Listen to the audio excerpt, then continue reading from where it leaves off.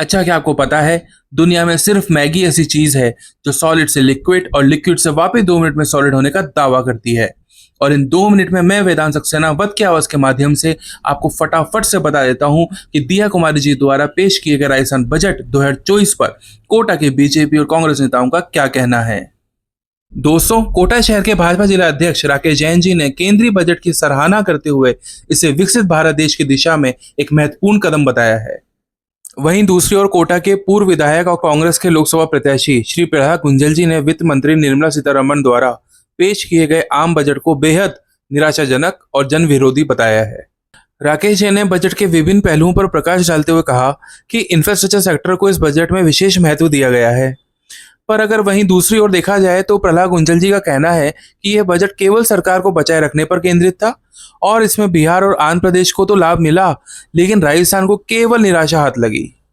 प्रधानमंत्री नरेंद्र मोदी के तीसरे कार्यकाल में भी सड़कों के नेटवर्क को मजबूत बनाने पर जोर दिया गया है, जो देश के विकास में अहम भूमिका निभाने वाला है। दोस्तों, वहीं दूसरी ओर प्रहलाद गुंजल ने बजट पर अपनी प्रतिक्रिया में कहा कि देश की वर्तमान सरकार ने अपने आप को बचाने के लिए काल्पनिक घोषणाओं का सहारा लिया और देश को कर्ज में डुबो दिया।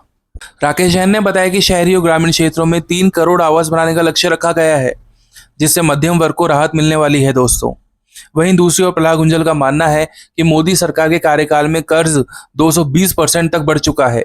जो 2014 में 55 लाख करोड़ रुपए था, वो अब बढ़कर 161 लाख करोड़ हो चुका है।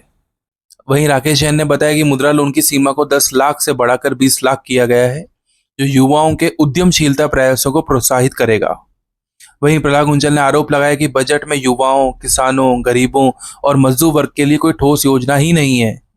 एमएसएमई सेक्टर के लिए 100 करोड़ रुपए तक के बिना गारंटी के लोन की व्यवस्था की गई है, जिससे इंफ्रास्ट्रक्चर और इंडस्ट्रीज को बढ़ावा मिलेगा। वहीं प्रहलाद गुंजल ने कहा कि पेट्रोल, डीजल और गैस की कीमतों में कोई राहत नहीं मिलने से आम आदमी को महंगाई की मार झेलनी पड़ रही है और दैनिक उपयोग की वस्तुओं पर जीएसटी में भी कोई राहत नहीं मिली है। किसानों की आय दोगुनी करने के प्रधानमंत्री नरेंद्र मोदी के प्रयासों के लिए बजट में कई प्रावधान किए गए हैं दोस्तों, जो कृषि क्षेत्र को सशक्त बनाएंगे। वहीं प्रहलाद गुंजल जी का मानना है कि किसानों और आम जन को झूठे सपने दिखाए जा रहे हैं और रेल किराए में कोई छूट नहीं दी गई है। कस्टम ड्यूटी घटाने से सोने और चांदी के भाव कम होंगे। राकेश जैन जी का मानना है कि इससे विदेशी मुद्रा की बचत होगी। प्रहलाद गुंजल जी का मानना है कि भारतीय जनता पार्टी लोगों को सपने दिखाकर गुमराह कर रही है और बजट में आयकर सीमा में छूट देने के वादे भी केवल चुनावों के दौरान ही किए जाते हैं। वहीं राकेश जैन जी का मानना है कि रक्षा बजट में वृद्धि से देश की सुरक्षा और मजबूत होगी। प्रहलाद गुंजल ने कुल मिलाकर इस बजट को उद्योगपतियों को फायदा पहुंचाने वाला और जनता के साथ छलावा करने वाला बताया है। राकेश जैन ने बताया कि मोबाइल सस्ते होने से आम जनता को भी लाभ मिलेगा।